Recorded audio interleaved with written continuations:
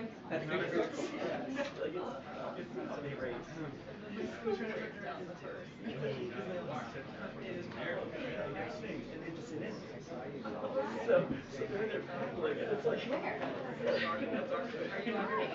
seen you in ages. Good. How are you?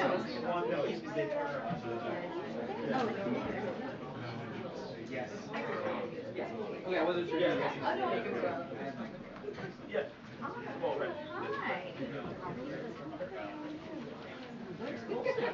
it's really yeah.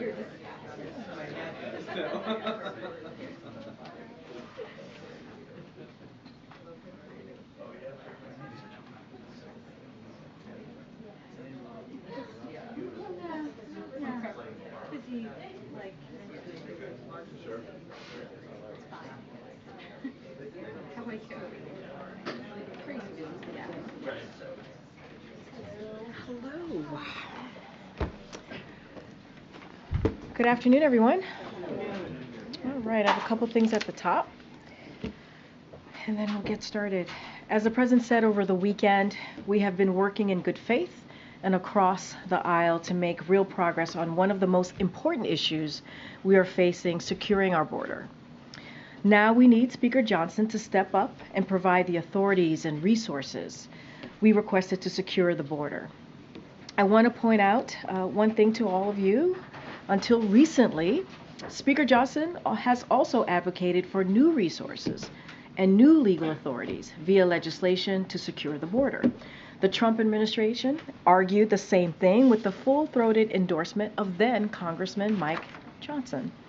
For his part, over the last 2 months, President Biden and his team have been working with a bipartisan group of senators to put together the toughest, and the fairest border security bill in history.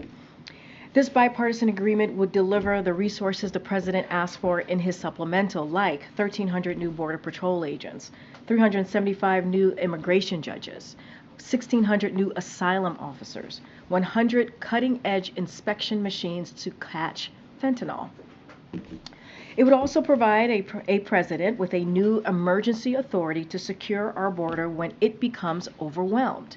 And as you heard from the president, he would use that authority if the bipartisan agreement became law. Now, if Speaker Johnson continues to believe, as President Biden and Republicans and Democrats in Congress do, that we have an imperative to act immediately on the border, he should give this administration the authority and funding we're requesting to secure the border. Now, after 3 months, or 3 months ago, President Biden issued a landmark executive order to ensure that America leads the way in seizing the promise and managing the risks of AI.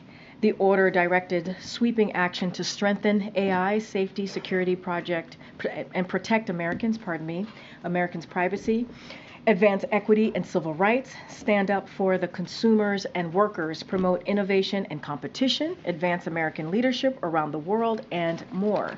Today, Deputy Chief of Staff Bruce Reed convened the White House AI Council consisting of top officials from across government. Agencies reported that they have completed all of the 90-day actions tasked by the EO, including using the Defense Production Act to compel developers of the most powerful AI systems to report vital information. And they have drafted a proposed rule to compel U.S. cloud companies to report on providing computing power to foreign governments. President Biden's directive to his team has been to move fast and fix things. In just 90 days, the Biden-Harris administration has taken the most sweeping actions of any country to harness the promise of AI while putting in place strong guardrails to protect against the risk. 15 years ago, then President Obama signed the Lilly Ledbetter Fair Pay Act into law, marking a victory in the fight for equal pay. To build on the progress we've made under this law today, President Biden announced new actions to advance pay equity for the federal workforce and employees of federal contractors. These new actions will help pay millions of workers fairly, close gender and racial wage gaps, and result in tangible benefits for government workers. These policies are good for workers, our economy, and American families. They advance pay equity and strengthen the economic security of women across the country. And the president remains committed to building on this work. And finally, I have 2 shout outs in the room. First, I want to introduce you all to Sam Michel, who is joining us in the briefing room today. He has been loaned to us from USTR. I want to personally thank the administrator for allowing Sam to be with us while Emily is on maternity leave. He'll be, of course, acting Deputy Press Secretary while she's out. We hope you take a moment to come to the back, come to Lower Press, and say hello to Sam. We're very, very happy to have him for these next couple of months. And one more shout out, we want to congratulate Doug Mills on becoming a grandfather. Congratulations, Doug. And welcome you back to the briefing room. I know you've been gone for some time, and we are really excited to have you back. And again, congratulations. We have missed you, my friend. And finally, I'm going to give it over to Admiral John Kirby, who's going to give an update on the Middle East. Admiral? Good afternoon, everybody. I know there's a lot of interest, and rightly so, in the attacks, that attack that our troops faced over the weekend in Jordan, an attack that claimed 3 of their lives and sent more than 30 of them to the hospital, some with serious injuries. So I just want to make a few points right at the top. First, the President and the First Lady, as well as everyone in the administration, send their condolences to the family of those who were killed. No Blue Star family ever wants to become a Gold Star family. And sadly, there are now 3 more families on that roster. It's hard to imagine the grief that they're feeling right now and that they will feel for the rest of their lives. We want them to know that we'll make sure that they get all the support that they need and that we mourn with them. We also wish a complete recovery for all those wounded in this attack. They are receiving and will continue to receive the very best medical care that the military can provide them. Second, these troops were conducting a vital mission in the region aimed at helping us work with partners to counter ISIS. And even as the Defense Department gathers more information about the attack, that mission must and will continue. Third, the counter-ISIS mission is separate and distinct. Indeed, it has been long-standing and unrelated to our efforts to support Israel and to prevent a wider conflict in the region. We do not seek another war. We do not seek to escalate. But we will absolutely do what is required to protect ourselves, to continue that mission, and to respond appropriately to these attacks. Now, I know the first set of questions I'm going to get are, well, what does that look like? What's appropriate, and what response options is the President considering? I hope you can understand why I'm not going to telegraph any punches here from the podium, nor will I get in front of the President or his decision-making. He's met twice with his national security team, yesterday and today. He's weighing the options before him. As he said yesterday, we will respond. We'll do that on our schedule, in our time, and we'll do it in the manner of the President's choosing as Commander-in-Chief.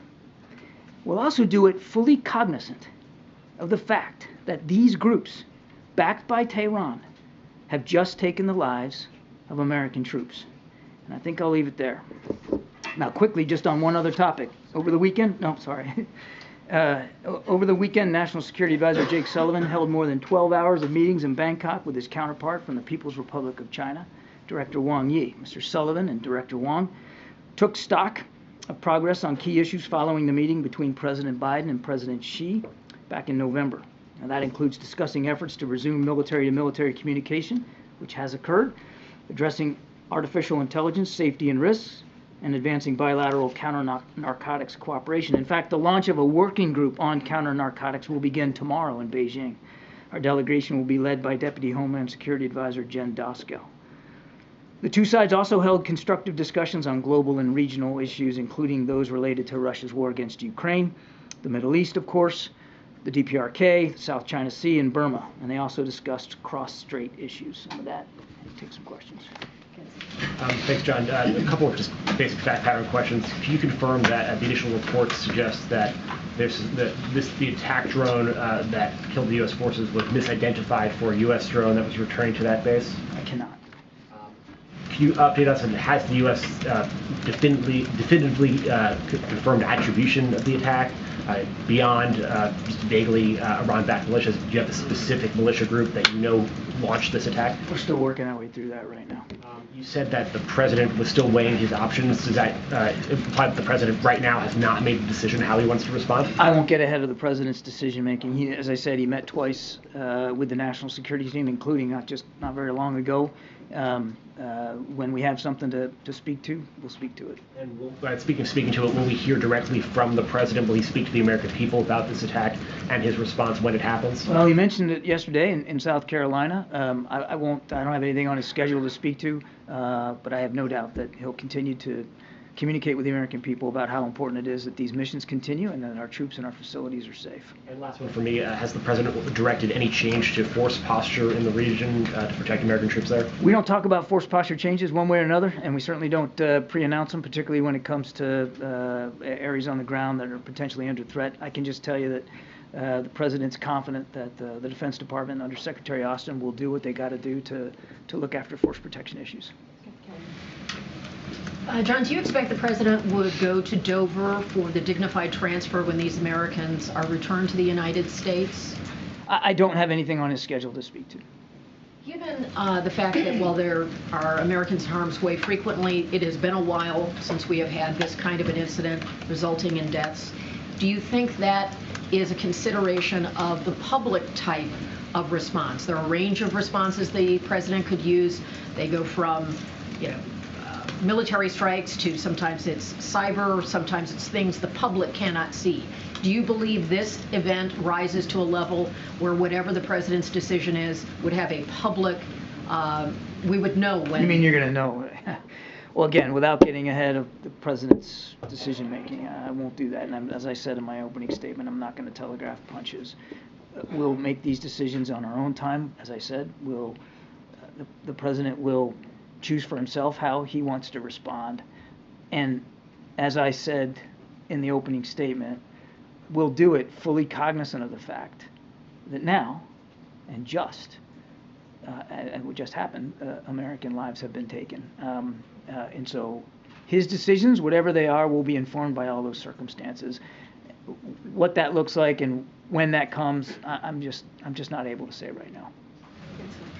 Thanks, Admiral. Was this strike in Jordan fundamentally different than what American forces have been facing for months now? In other words, does the U.S. believe this was a deliberate attempt at escalation? It's fundamentally different now because we have 3 families who just got the worst possible news. That's different. And the scope of the wounded now, more than 30 injured, some of them seriously, that's also different. And it's possible that the number of wounded could go up. As you may know, traumatic brain injury symptoms, for instance, don't present themselves right away, and that is a very serious physical injury itself. But this wasn't the first drone attack on an American facility in the region. There have been others. And the fact that this one had lethal consequences doesn't mean that the previous ones weren't intended by these Iran-backed militias to have that same effect. This time they killed Americans and they wounded a lot of them. It doesn't mean that they wouldn't have preferred that outcome in the past. An official has told ABC News, confirming the report about how the troops there had mistakenly identified the drone as one of their own. Can you talk about how this might have gotten past the defense systems at Tower 22? I think I'm going to let the Defense Department talk about the forensics on this. I'm sure that they are already picking it apart and trying to figure out how this happened, and it'd be inappropriate for me to get ahead of that. And in your interviews all morning, you didn't rule out a strike inside Iran. Can you just talk a little bit about the array of options in front of the president? And, for instance, could this be in phases? Could we see a smaller scale one, then a larger scale one later? Like what's the array of options? No, I'm not going to do that. I appreciate the question. That's why I tried to take it out of the consideration in my opening statement. I'm simply not going to talk about that right now. Do you think this could complicate the ongoing ceasefire negotiations to release more hostages? There's no reason that whatever our response is, there's no reason for that to have an impact on our ability to try to get these hostages released. And as I said last week, so I can say today, those discussions are ongoing. We believe they have been constructive and are moving in a good direction. Don't want to sound sanguine here. There's a lot of work left to be done. We don't have an imminent deal to speak to, but based on the discussions we've had over the weekend and in recent days, we feel it's moving in a good direction. Thanks, Karine. John, how does the president balance a desire to not see escalation in the region with a decision to respond? That's the hard part of it, isn't it, Jeff? I mean, that's what being commander-in-chief is all about, is acting in accordance with our national security interests. What's unacceptable to those interests and what has to be done to protect those interests. There's no easy answer here. And that's why the president is meeting with his national security team, weighing the options before him. He'll do that as he's done in the past in a very careful, deliberate way, so that our national security interests are best preserved. And has the administration communicated via a third party to Iran the message that you're saying on TV about not wanting to have escalation? I am not aware, as you and I are speaking, that there's been a private message relayed to leaders in Iran. We have done that in the past, but as you and I are speaking right now, I'm not aware of such a mechanism. And just on the hostages, can you give us an update on the latest there and what you expect in terms of a ceasefire? Well, again, the discussions have been pretty constructive. And I want to be careful here because don't want to say anything that would torpedo the deal we're trying to put in place. But what we're trying to work on is another humanitarian pause of sufficient duration that will allow a large number of hostages to get released. And as you've seen in the past when we did this back in November, you got to have a pause in the fighting to get them safely out. So that's what we're aiming at. And then of course, if you get that period of time, whatever that ends up being, then you can take advantage of it to get more humanitarian assistance. And certainly when there's a pause in the fighting, that means there'll be a reduction in civilian casualties, which is also a goal of ours. Admiral, can you confirm, is the president currently actively considering potential attacks inside Iran? We are not looking for a war with Iran. We are not seeking a conflict with the regime in a military way. And as I said in the opening, we're not looking to escalate here. This attack over the weekend was escalatory. Make no mistake about it. And it requires a response. Make no mistake about that.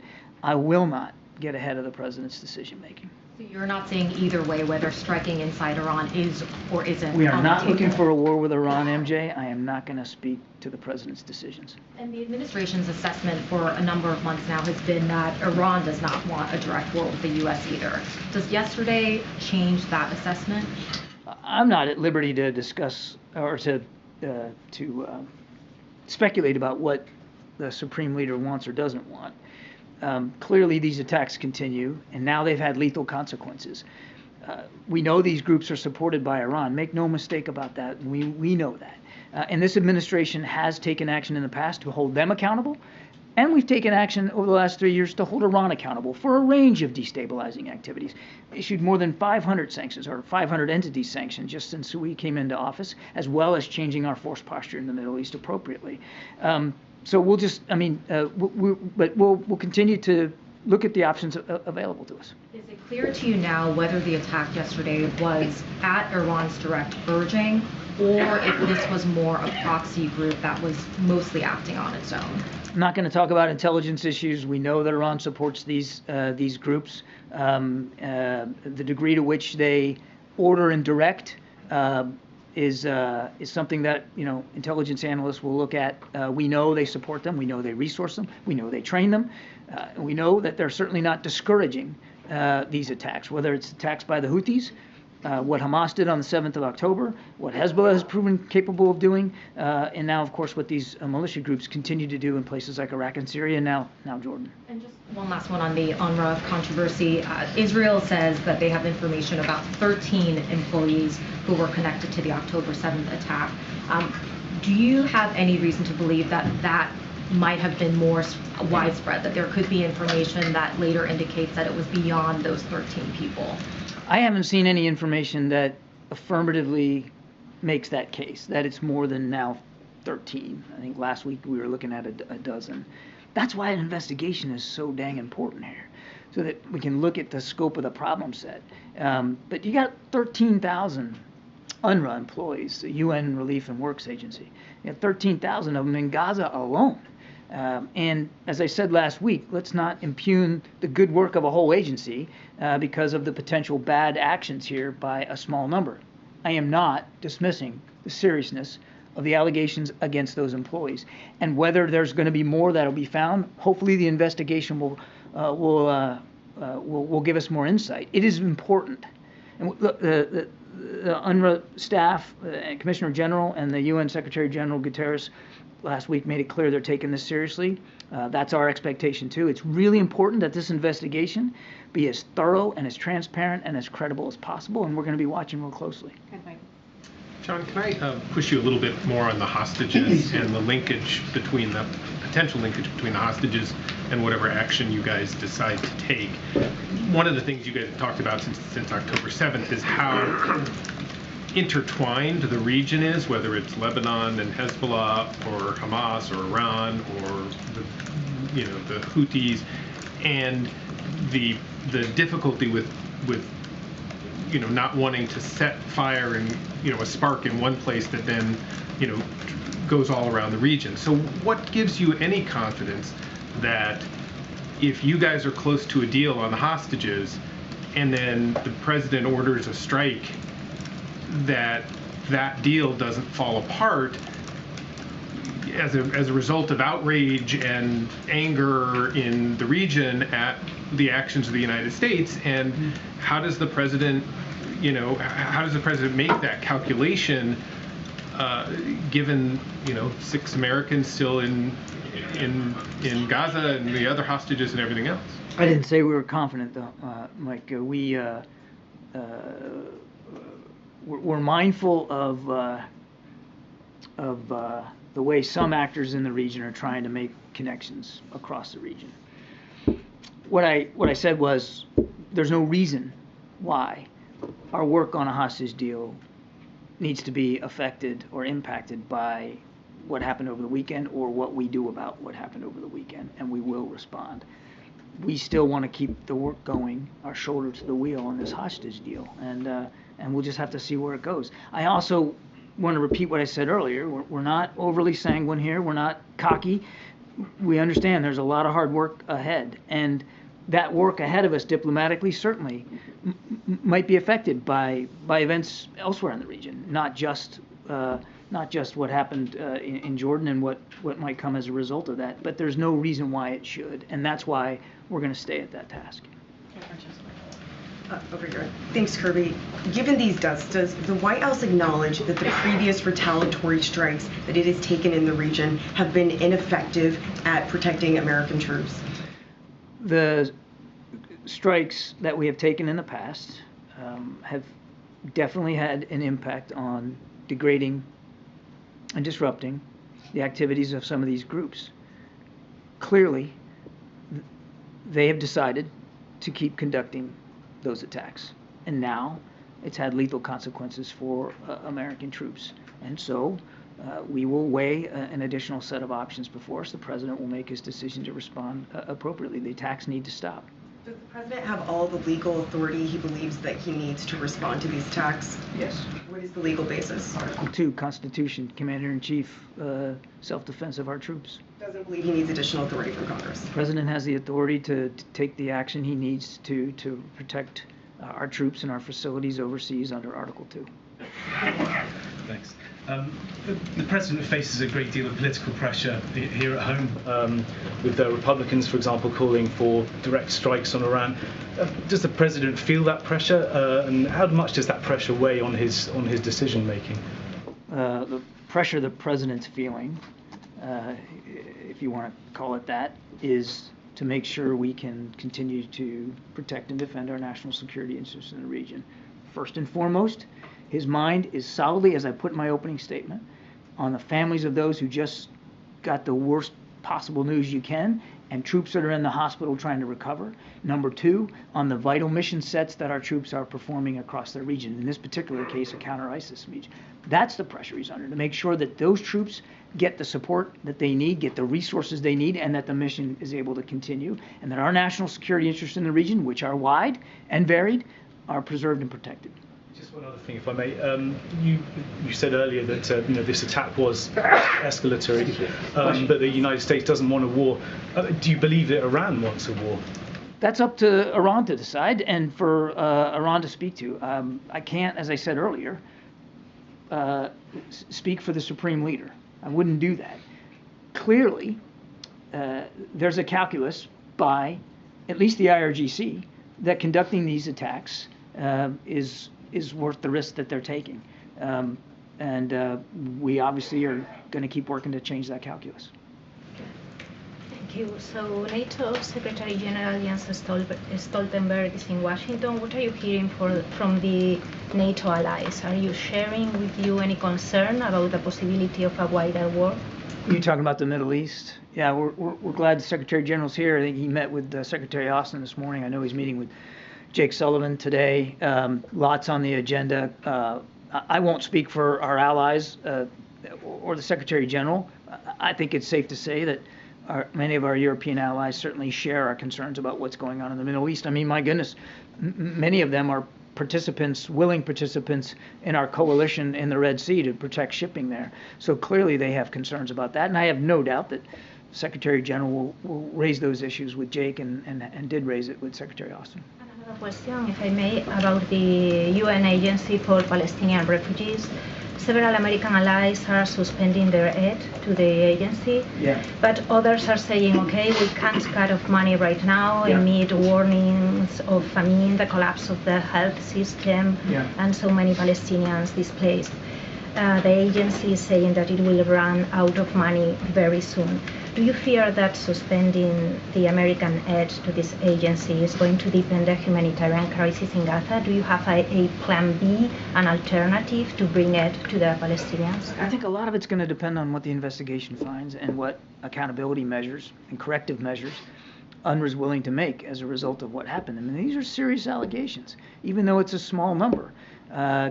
Percentage-wise of the 13,000 are on the ground in Gaza. I mean, this is serious, and they are taking it seriously. So let's see where the investigation goes.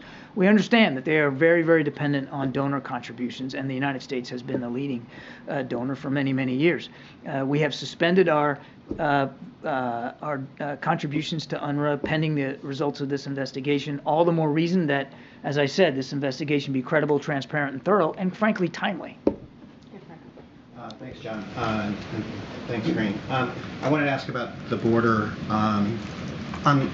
President Biden talked about shutting down the border. On the basis of national security, are there not steps that he could use under executive authority to some measures to kind of seal some of the border efforts? He has said he's willing to use executive measures, and if he gets the bill passed, if he gets border funding, and it includes those authorities, he'll use those authorities. Why wait? Why wait till Congress? Why not? We need legislative support for border security measures, and we need the funding to be able to put in place border security measures that the president can utilize. He has done some things like putting U.S. troops down there to alleviate some of the responsibilities or administrative responsibilities of Border Patrol, but we need this funding. And if I could ask about Venezuela, is the president considering any steps to take against Venezuela, whether it's tightening sanctions, regarding the High Court's decision to uphold the ban on the only viable opposition candidate posing a challenge to Maduro? The Maduro regime, when they signed on in October down in Barbados, made some commitments about opposition political parties, about free and fair elections, and what all that meant. And they haven't taken those actions. Now, accordingly, they got till April to do so. So we have options available to us. I'm not going to preview any of those at this time, but we certainly have options with respect to sanctions and that kind of thing that we could take. They've got till April. They need to make the right decisions here and allow opposition members to run for office and release the political prisoners that they're holding right now. Thank you. Admiral, so the U.S. is backing Israel annihilating Hamas, which is an Iranian proxy. Why isn't the U.S. doing the same thing with other Iranian proxies, like the one in Iraq, the one in Syria, which resulted in the death of the 3 servicemen, and down the road maybe in Yemen? Why is there's like a not a consistency? Hamas violated a ceasefire that was in place, slaughtered 1,200 people, basically started this war against Israel. We're going to support our ally and our partner Israel as they fight this war. We are not, go back to what I said in the beginning, we're not looking for a war with Iran. And already at war with Iran, isn't that clear? We're not looking for a war with Iran. And can you... Karine. John, I just want to clarify two of your previous answers in this briefing. Are you suggesting, in response to the border question, that the president is withholding executive action on the border until he gets the money that is part of this supplemental? No, I'm not suggesting that. I'm suggesting that the way forward, the proper way forward, is to get this supplemental passed. And then, in response to MJ's question earlier, it sounded like the administration has ruled out strikes within Iran. Jackie, I appreciate the question. I think you can understand. I hope you can understand. I'm not going to telegraph punches here. We are not looking for a war with Iran. We are not looking to escalate the tensions any more than they already have been escalating. In fact, everything we've done has been designed to try to de-escalate those tensions. That said, this was a very serious attack. It had lethal consequences. We will respond, and we'll respond appropriately. I'm not going to telegraph what that's going to look like. The question, though, was if you were actively considering targets inside Iran, and your answer was, we don't see conflict with Iran, which indicates that the administration would view strikes within Iran as escalatory. And so is it that the administration ultimately does not hold Iran responsible for these attacks, or that the current level of risk and loss to U.S. troops is somehow acceptable? I do appreciate the question and the chance to say it again. I am not going to telegraph punches for the President of the United States. I'm not going to get ahead of his decision space and how he's going to respond. We'll respond appropriately. And you're right. This attack had lethal consequences, which these attacks in the past have not had. And as I said in my opening statement, as we work through what those options are, we'll be mindful and informed by the fact that there are now 3 American soldiers that have been killed. So it's clear, obviously, that didn't work. Does the president have any regret over not punching back harder in any of the prior responses that he's taken to these proxy attacks on U.S. forces? I think I would push back on the idea that we didn't push back harder. That we have taken significant action against Iran economically. We have certainly taken some additional and more aggressive steps to go after these groups. We're certainly taking aggressive action against the Houthis to try to defend shipping in the Red Sea. I mean, this idea that somehow we've just whistled past the graveyard here and walked away from the challenge that Iran poses just isn't borne out by the facts. These proxy groups have been attacking our troops and our facilities in Iraq and Syria well before this administration as well. And for instance, Mike Waltz said this morning that when you're trying to play defense constantly rather than punching back in a meaningful way, this blood is on this administration's hands. What is the response from the White House to an accusation like that? What I would tell you and I would tell the congressman is we're mindful of what Iran's doing in the region, and we have taken aggressive action against these proxy groups and on their influence in the region, and there are decisions yet to come. So let the president make his decisions, let him weigh these options, and then we'll act. These groups have choices to make, and we're going to do everything we can to make sure that they make the right choice here. But the idea that we have somehow laid down and not pushed back on Iran is simply not borne out by the facts. John, in Israel over the weekend, some ministers from the Netanyahu government attended a conference that is calling for Israel's resettlement of Gaza. Did the administration notice that? Did you have any view on that? Some of this rhetoric and the language that was attributed to some of these ministers at this event, irresponsible, reckless, incendiary, I'd go so far as to say, and certainly doesn't comport with our strong policy statement. What we have made clear that there can be no reduction in Gazan territory. What does it say, though, about the persuasive efforts you've made to try to prevent Israel from pursuing these settlements? Look, I wouldn't, you got a couple of ministers in the cabinet using this reckless behavior or conducting this reckless behavior and making these incendiary comments. That doesn't mean that we still don't have an open line of communication with Prime Minister Netanyahu and his cabinet, the war cabinet, and that they haven't been receptive to listening to us and to our messages. These are individual cabinet members. They can speak for themselves and what they said and what they did. It doesn't comport with our view, and we find it reckless. In the back. Thank you. Oh, sorry. You said that the president, in his response, has authorization under Article 2. Does that mean that he's planning to bypass Congress in any matter of war in terms of this response? I'm not going to get ahead of his decision making. He has the authority under Article 2 as Commander-in-Chief, and as we have in the past, so we will in the future appropriately inform leaders in Congress about what we're doing in keeping with that authority. Okay, so I just want to follow up because the president was sent a letter on Friday from a bipartisan group of lawmakers, and he had been accused of unauthorized strikes against the Houthis by bypassing Congress. They said no president, regardless of political party, has the constitutional authority to bypass Congress on matters of war. Do you think that that would apply here, given this escalation? We're not at war with the Houthis. We're not looking for a war with Iran. The president is comfortable that he has the appropriate legal authorities to act in self-defense of our ships, our sailors, and our troops and our facilities at sea or ashore. Right. Isn't it time to involve the American people? I mean, given the fact that the American people were not happy about, I suspect the American people are not happy about attacks on commercial shipping in the Red Sea. I also suspect they're not happy about seeing American troops killed at a base in Jordan. The president has the authority to defend those troops and those facilities, and he'll do that. He's weighing all of his options. This is an election year. Is the president looking at his polling when he's weighing all of these options? Is the president looking at what? My goodness. That's a heck of a question. He's not looking, ma'am, let me just stop you right there. Let me finish my question. Commander-in-Chief is not looking at polling or considering the electoral calendar when he's defending. How they feel about the war on Gaza? Oh, now can I answer the question? He's not looking at political calculations or the polling or the electoral calendar as he works to protect our troops ashore and our ships at sea. And any suggestion to the contrary is offensive. Is he looking at the polling with respect to, does the American public want a broader Middle East conflict when he weighs his political decision making? Ma'am, I've answered that question. Okay, let's go. You didn't answer that question.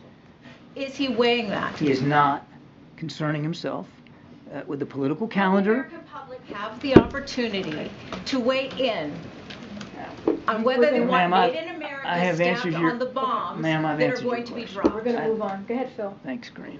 You touched on this briefly in response, I think, to Jackie's question, but what is the president's response to Republican critics who are of the mind that this attack was the result of perceived weakness? For instance, the chairman of the House Armed Services Committee said that President Biden's fear of escalation has morphed into a doctrine of appeasement. They can speak for themselves. That's obviously not the way we see this. We have held Iran accountable, as I've said, through various means and methods. We will continue to do that. We'll continue to act to defend our troops and our facilities and the missions and our national security interests. And then a follow-up on the border. The terms of the Senate deal that are under discussion would give DHS expulsion authority if border encounters hit an average of 4,000 a day over the course of a week. Does the president consider that threshold of daily encounters a crisis? I'm not going to negotiate in public. I'm not asking, of course. You're asking me about a specific provision that you allege is in the deal. And as Karine has said many, many times, and she's absolutely right, we're not going to negotiate here in public of what's in or what's not in this deal. Setting aside the deal in question and waiting for more details to come to light, is there a number in particular with regards to border crossings that the president would see as a crisis? The president himself has talked about the fact that there's a crisis going on at the border and the numbers are too high, and we're going to do what we have to do regionally, not just with our own border patrol, but regionally with Mexico and other countries to see if we can get that number down. Thanks, sir. A question on Venezuela. My colleagues are reporting that the administration will restore sanctions on the country's energy sector if opposition candidates are not allowed to run. If Venezuela were to lift that ban, would the U.S. not take the options that you were referring to earlier? A lot's going to depend here on what Maduro and his regime do. They've got till the spring to honor their commitments, the commitments they made back in October, to allow opposition parties and opposition candidates to run freely as qualified for president and to release political prisoners. They've got they've got decisions they have to make before we weigh what decisions we'll take. John? Thanks a lot, Karine. John, the Iranian Foreign Ministry has denied any involvement in this drone strike in northeast Jordan. What's your response to that denial? They support these groups. They resource them. They provide them weapons. They train them. They certainly aren't discouraging these attacks. Now, to what degree it was directed out of Tehran, I can't say. And I wouldn't get into intelligence assessments one way or another, but clearly they continue to support these groups. So clearly there is a responsibility that appropriately needs to be laid at the feet of leaders in Tehran. And then you also said the president is consulting with his national security advisors in terms of what steps he may take in response to what happened on Sunday. Will the president also reach out to congressional leaders just to consult with them? Will he reach out to, for instance, as we have in the past, so we will in the future. We will do appropriate notifications with leaders in Congress, as we have just in the recent past. We'll continue to do that appropriately going forward. Last question. Yes. Thank you, Karine. Thank you, Mr. Kirby. Two questions. The AP is reporting that apparently there was a confusion between this enemy drone and another drone that has been launched out of this U.S. installation. And I guess two officials have stated that this was a confusion, and apparently the enemy drone was confused with an American drone that was returning back to that U.S. installation. Do you guys have any information about that? That was, I think, one of the first questions I got here in the briefing. And as I said then, I can't corroborate those accounts by U.S. officials. The Department of Defense is, as you would expect them to do, going through all the forensics here to figure out exactly what happened and how to make sure it doesn't happen again, and I certainly would not get ahead of them on that.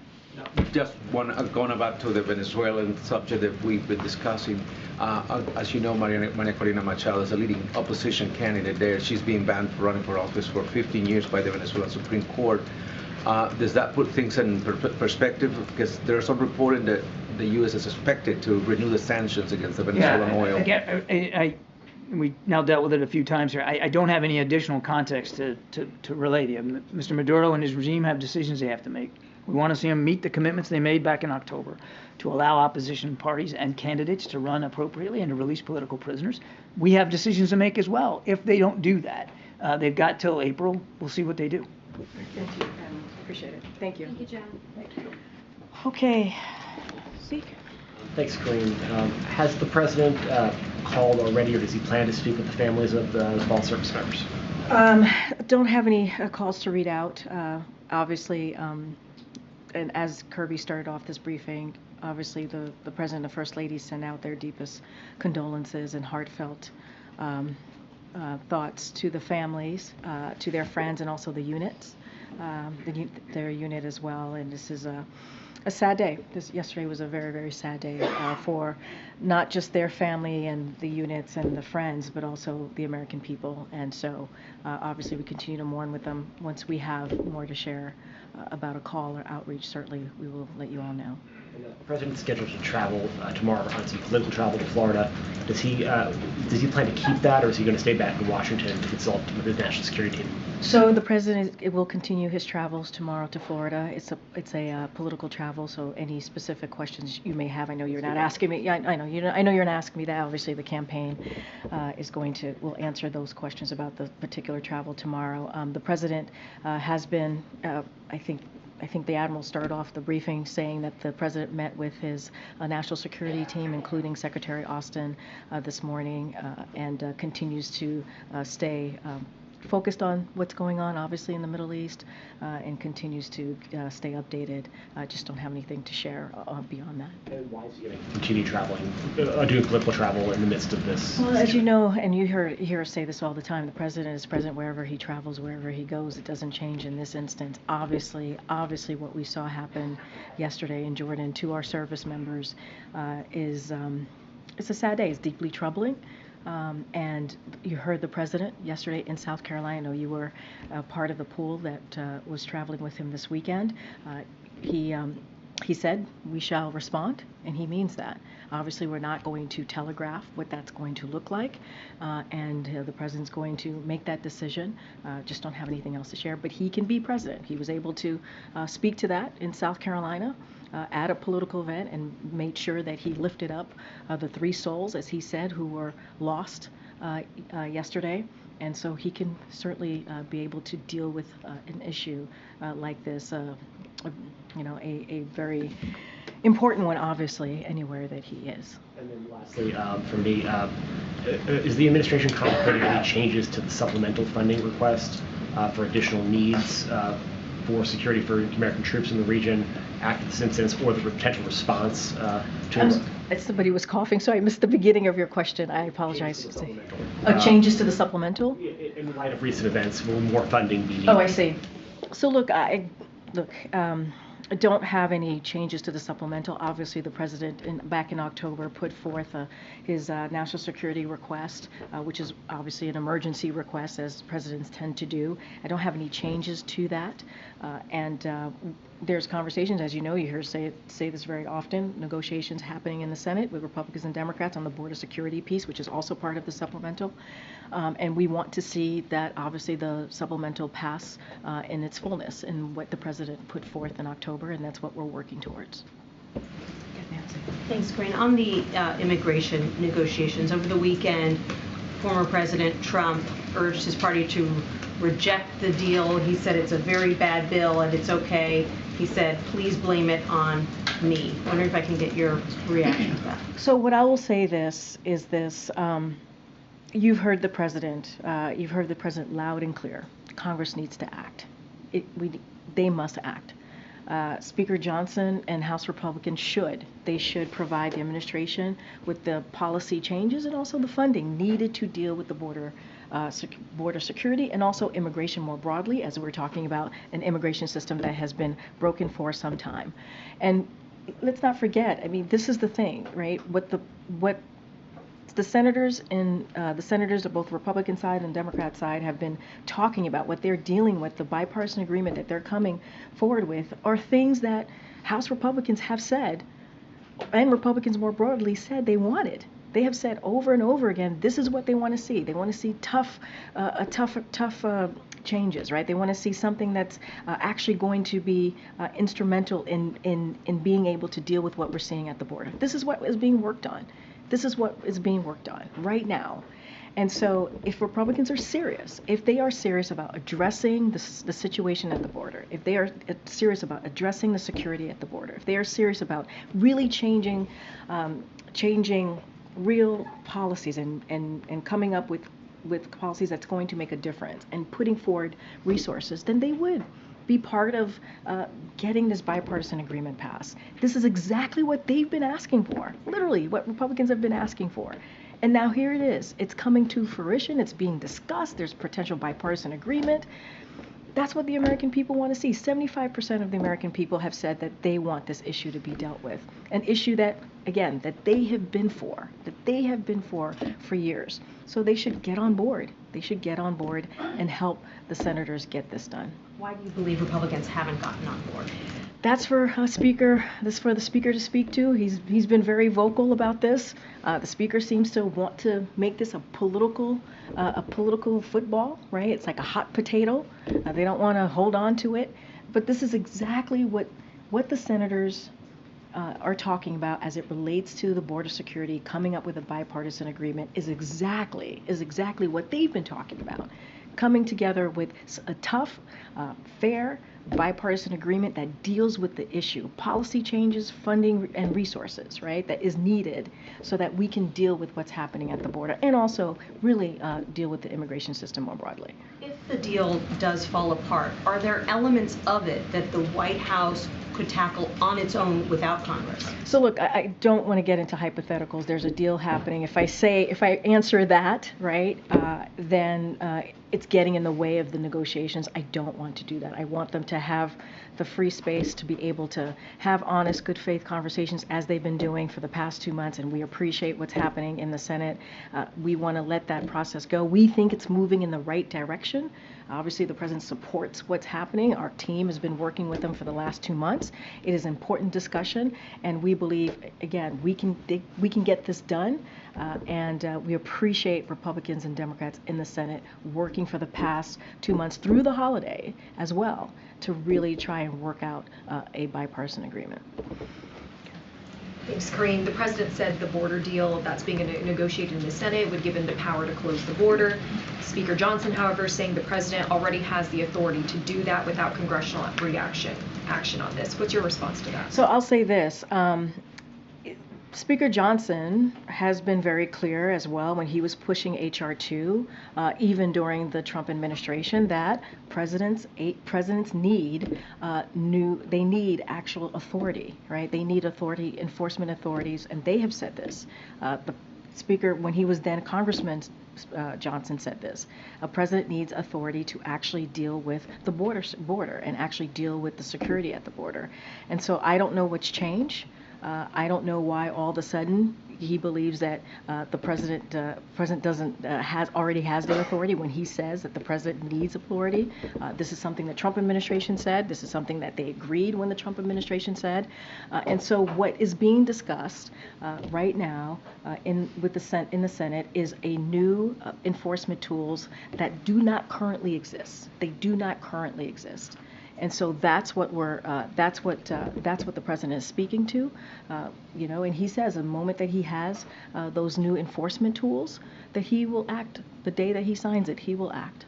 This deal is angering immigration advocates. What's being negotiated does not include anything to address the root problems of migration, and it has nothing included to provide a pathway to citizenship for dreamers, which is something that President Biden called for legislation he proposed on his first day. So why is the president okay with this? So we don't even have the text yet to what's being, what the bipartisan agreement is going to be, right? So I don't want to get ahead of that. I'm not going to dive into what's in it, what's not in it. Let's see what the senators put forward in the text. I think that's important to see. And once it's out there, folks will take a look. We believe it's going to be tough but fair. And it's going to provide new enforcement tools, obviously, that's going to be important. Policy changes, it's going to be important, but also resources. That's what we believe. But we're not going to get into what's in it, what's not in it.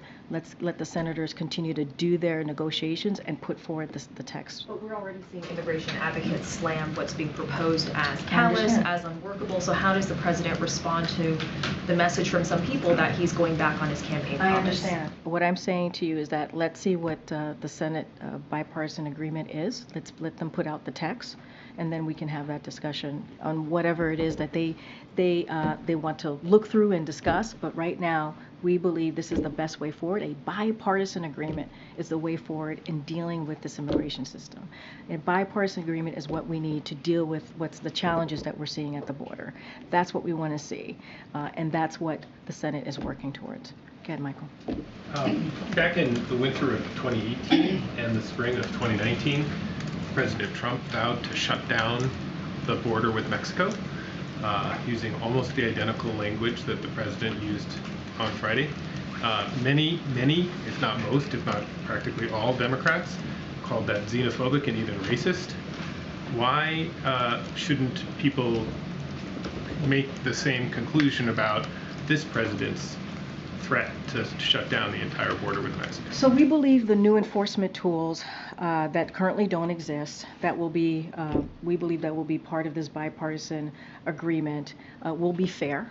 We believe it'll be tough, but it will be fair. But he didn't say he wanted to use, excuse me, sorry to interrupt. He didn't say, on day one, I will use enhanced enforcement to improve the processing of people at the border. He said, I will shut the border down, which suggests a total rejection of all people attempting to cross the border without a visa or without proper authorization, which stands in contravention to decades of international and U.S. law that governs the the movement of people around the globe and the Yeah. refugees and asylum system. Yeah, no, So why isn't that the same thing that Trump did? No, I understand your question. What I'm saying to you, the new enforcement tools, right, that we believe that do not currently exist, that will be part of this bipartisan agreement, there are different definitions, right, of what that looks like, of what actually shutting down the border looks like, right? So we're going to let them work through it. We don't know what that looks like exactly, right? What we are asking for, what the president wants to see, is that we deal with the challenges at the border, right? That we have an opportunity to deal with what's going on, the security, and make sure that we have the funding and the resources to deal with what we're seeing at the border. There are different definitions to what that looks like. And so we'll see what the text comes out of the Senate. And so we will certainly have a broader conversation once that happens. But we believe it's going to be fair. It'll be tough. It'll be fair. They'll have the resources available to deal with what's going on at the border, and also there'll be some policy changes as well. But to say that, to define what that looks like right now, it's getting ahead of the process, and we need to let Republicans, both Democrats, there are Democrats up there obviously talking to Republicans, they're both having those conversations on what it will look like, a bipartisan agreement, and that's what you need. In order to really deal with this issue, you gotta do it in a bipartisan way. Just to follow up, you've Yeah. said a couple of times, as you did just now, that we should wait. You don't want to get ahead of the process. Yeah. I think your answer to the previous question was that we don't know what's in it. Yet the president and the White House have explicitly said it should pass. And Well- so how is it that on the one hand, the president has said, pass this thing and send it to me, but then when asked about it, you say, well, I don't want to get ahead of it, we don't know what's in it. How could Because you say you want to pass it when you don't know what's in it? Here's the thing, both things could be true, and I'll explain why. The White House team has been part of, right, the negotiations, right? And the president has been getting regular updates, right? So obviously, no. What I'm saying is negotiations are still happening. They're literally still happening. They're still discussing this. If I tell you this is happening today, who knows what could happen the next day? And also, I don't want to get ahead of the conversations, right? I don't want to get in the middle of negotiations. And that is true.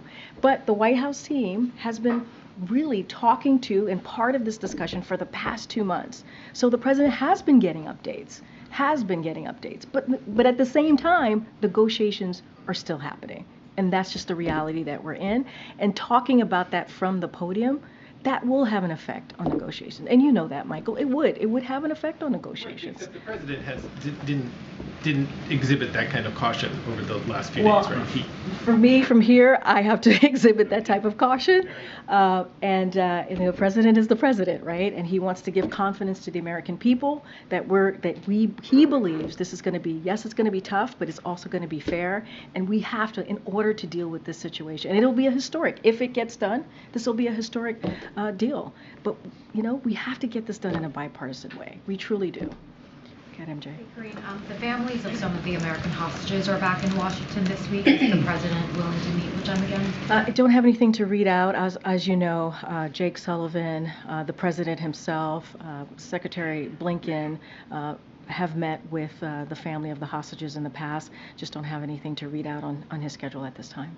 And just we reported last week that the president had met with some of the ceasefire advocates backstage at the UAW conference. I wondered whether this is a kind of conversation that the president is willing to have more of these kinds of conversations going forward, given the immense pressure that he is facing from advocates calling for a ceasefire, calling on him to support a ceasefire. Yeah, so, it's hard to say if he's going to have regular conversations.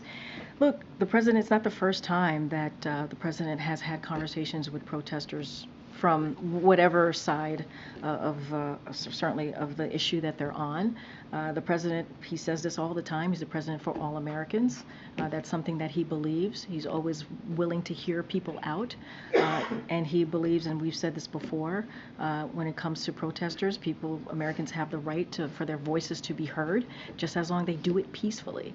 And so hearing that, what the president speaking to protesters, that's who he is. He's going to listen to Americans and hear what they have to say, just as long as they do it peacefully.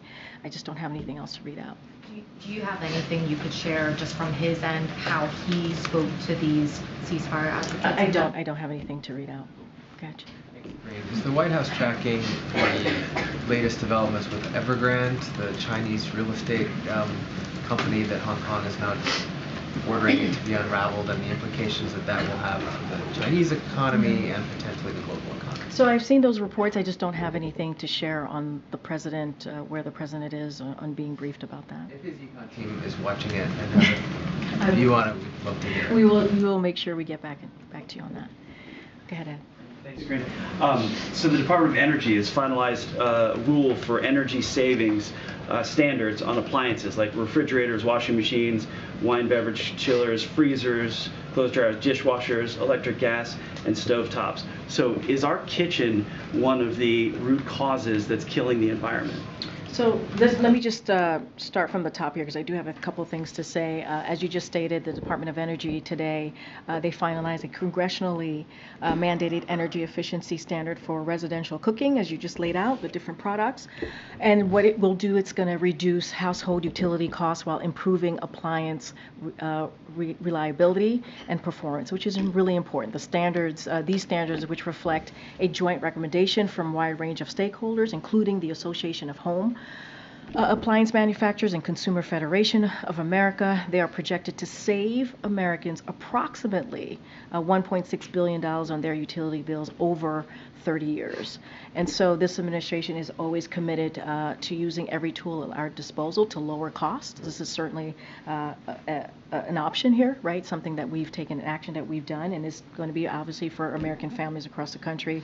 Altogether, the energy efficiency standards advanced by this administration will provide nearly $1 trillion in consumer savings. But the standards, the effects of the standards outweigh the cost of the regulations to the companies that have to build these things with workers. And do the effects to the environment? Do the effects to the environment outweigh the added costs of the regulations for new manufacturing plants to be built, changing standards, redesigning equipment, that kind of thing?